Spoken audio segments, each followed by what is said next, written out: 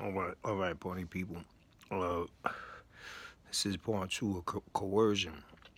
Now, I told you what happened. Uh, the police, he told me I'm gonna go arrest your wife, so I said, fuck it, I gave up the gun. Now, this is where it was coercion. If, if what that cop said, if he would, like, he could go and arrest my wife, it would have been perfectly legal. It would have been perfectly legal for him to say that, and, because it would have been the truth. He wouldn't have been lying. Okay, well, listen. But what made it illegal, what made it coercion, because it was a lie, he couldn't arrest my wife. He could not arrest my wife for having bullets in her house. He could not do it. I didn't know that at the time. I was ignorant of that law.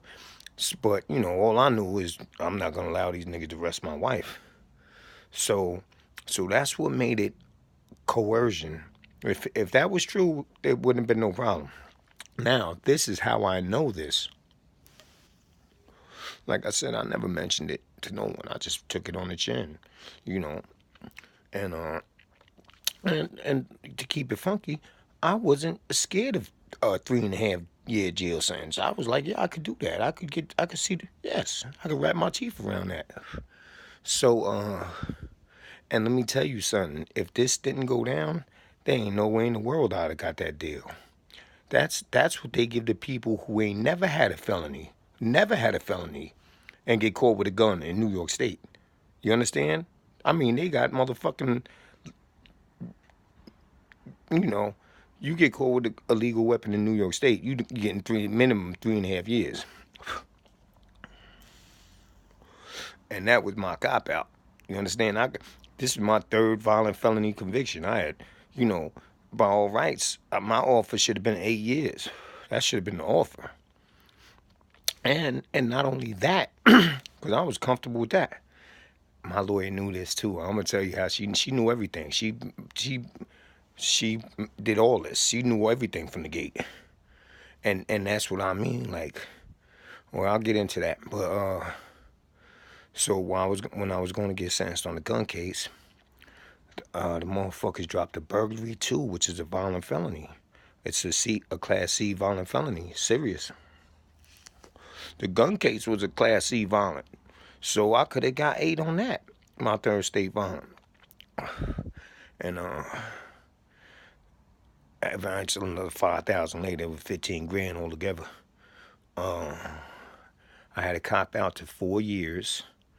4 years with 5 years on the back. So that burglary, it cost me 6 months in prison and 5 grand.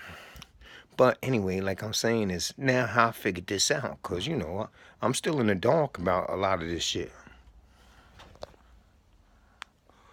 I'm thinking my lawyer got me that deal because I paid her. And that ain't why she got it. She got it because the case was fucked up. Now, I could sit here and say, yo, I paid her to fight the case. Once she knew that she could have got that gun dismissed, because that's what they would have had to do. They would have had to dismiss that gun. Although they would have still had witnesses saying that I fired, but it would have really fucked the case up, believe me. They'd have had to dismiss that gun. Now, she also knew that they had a burglary case against me. She didn't tell me that. Maybe she couldn't, because it was sealed. But she knew they had a burglary case against me. I was indicted on it. But she told me one day, she said, this how, I knew she knew about the burglary. I thought about it later. She said, hey, Kevin, listen, if they ever come and try to get your DNA from you, you tell them you want your lawyer. Don't let them take your DNA. And because they already got my DNA, but they still got to get a new sample. But they already knew it because of my DNA, but they still. So she said, I ain't paying no mind because Miss Katie, they already got it. A couple months ago, while I'm in the county jail. And my lawyer, she always came to visit me. She always came every week. She'd come visit me. I used to tell them, because I used to get scared. I thought it was the feds coming. That's how they come sometimes. Yo, you got a legal visit. What? Fuck, go down there, be federal agents. So I said, Miss K, please, man, you ain't got to come see me, man. You know, God thinks, oh, she tell me, don't worry, the feds ain't coming, I'm telling you. Well, okay. But so one day she was visiting me and she said, when they were questioning you, you know, on the gun case, did you ask for me? I said, yeah, I did. And that's all she said. And I knew she knew. You know what I mean? Because, you know, you know, she knew. And you know, like I said, I could have been like, yo, you know the shit, you could have got the gun case dropped. That wouldn't have got the burglary dropped.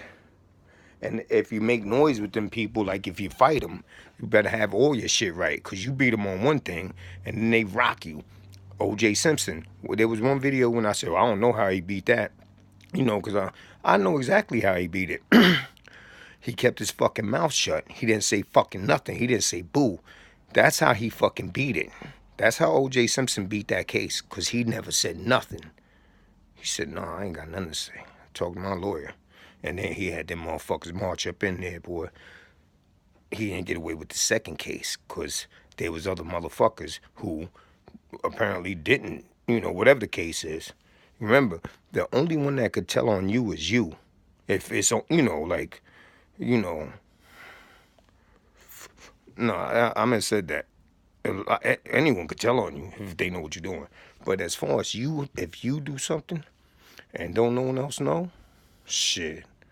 You know, now they got all that DNA, this, that, and the third. But anyway, so that's the difference between coercion and like a spontaneous statement. Because it's okay, say if it was true that he could go and arrest my wife. He found something in the house that he could arrest her for. And he said, I'm gonna go arrest your wife. And I said, oh no, don't, here, fuck it, I'll give you the gun. That would have been perfectly legal. That would have been perfectly legal. Because he didn't lie to me. You know, when you lie, you coerce somebody. You tell, you know, but anyway, and there's something else I wanted to address too. Fuck, I just passed my mind.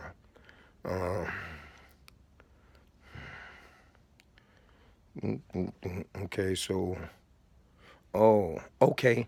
When I was saying that, what the cop told me, oh, you just put it in a baby carriage, you know, put it under the stairs.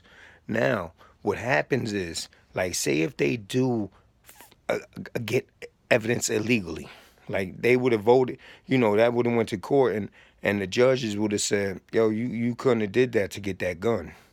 You shouldn't have did that because he asked for his lawyer. But now if I would have put that gun under the seat, under the stairs in that baby carriage, if I would have did that, they could have said, Your Honor, we found the gun in here under the baby carriage. So therefore, we would have found it eventually anyway. We would have found it. You know what I'm saying? And they get away with that. I read a case where they